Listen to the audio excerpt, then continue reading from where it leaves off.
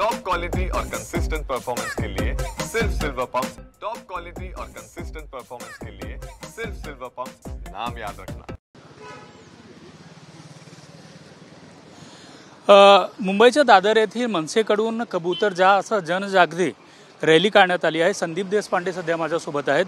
संदीपजी, जनजागृती रॅली काढण्यात हो, निश्चित आपण जर बघितलं तर बऱ्याच ठिकाणी इलिगली कबूतरखाने आपल्याला तयार होताना दिसत आहेत आणि त्यामुळे तुम्ही पर्यावरणाचा तर ऱ्हास करताय, एक अनैसर्गिकरित्या कबूतर वाढताना दिसत आहेत आणि तो जो तुमचा इकोलॉजिकल बॅलन्स असतो तोही त्याच्यामुळे बिघडतो। अनेक लोकांना श्वसनाचे त्रास या कबुतरांमुळे होत आहेत। त्यांची पिसं सगळीकडे पडलेली असतात, ती श्वसनावाटे जातात।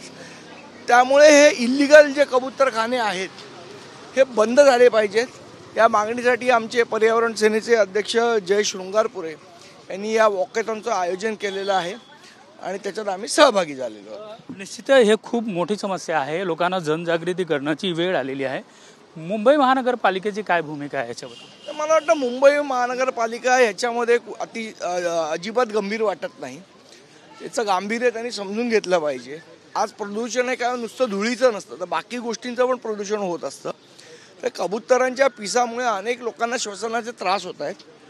त्यामुळे आमची ही मागणी आहे की हे जे इलिगल कबूतरखाने ठिकठिकाणी तयार होतात, कोणतरी चणे येऊन बसतो, चणे टाकायला सुरुवात करतो आणि मग कबूतर येतात, हे बंद झाले पाहिजे, ही आमची मागणी आहे। त्याच्या लोकांची भावना जुळलेली आहे, त्याचमुळे लोक येतात आणि कबुतरांना दाणा टाकतात, कबूतर जास्त तिथे बसतात आणि त्याचं नुकसान लोकांना हो निश्चितपणे नुकसान होतं। म्हणून आमची महानगरपालिकेची मागणी की मुळात तिथे विक्रीच झाली नाही पाहिजे। जे कोण धान्य बिन्य घेऊन बसतात त्याची विक्री झाली नाही पाहिजे।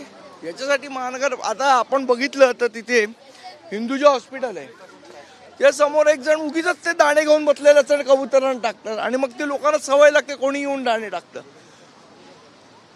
आज तुम्ही त्याच्यामुळे अनैसर्गिकरित्या कबुतरांची संख्या वाढते आणि जेवढी संख्या वाढेल तेवढे श्वसनाचे त्रास वाढणार आहेत। त्यामुळे ह्या गोष्टी बंद झाल्या पाहिजेत, ही आमची मागणी आहे। जे ठोस भूमिका मुंबई महानगरपालिका हे उपाययोजना करत नाही तर पुढची भूमिका काय असेल? नाही, आज असं आहे की महानगरपालिकेला जाग यावी याच्यासाठी आमच्या जयशृंगारपुरेंनी पत्रव्यवहार पण केलेला आहे। महानगरपालिकेला आम्ही सांगितलेलं पण आहे। आज या वॉकेथॉनच्या माध्यमातून आम्ही अवेअरनेस पण करतोय। नाही झालं तर मग आम्हाला रस्त्यावर उतरावं लागेल। हे जे कोण इल्लिगली कबूतरखाने तयार करण्याचा प्रयत्न करतोय त्यांना मग मनसे स्टाईलने धडा शिकवावा लागेल, कायदा हातात घ्यावा लागेल। मग कोणी बोलू नका की मनसेने कायदा हातात घेतला म्हणून। आमच्याशी बोलण्याबद्दल हे होते संदीप देशपांडे, ज्यांचं असं म्हणणं आहे की जर मुंबई महानगरपालिकेला वेळेत जाग आली नाही तर मनसे स्टाईलमध्ये आम्हाला धडा शिकवावा लागेल। Video journalist Santosh sir, Ramesh Sharma, TV9 Marathi.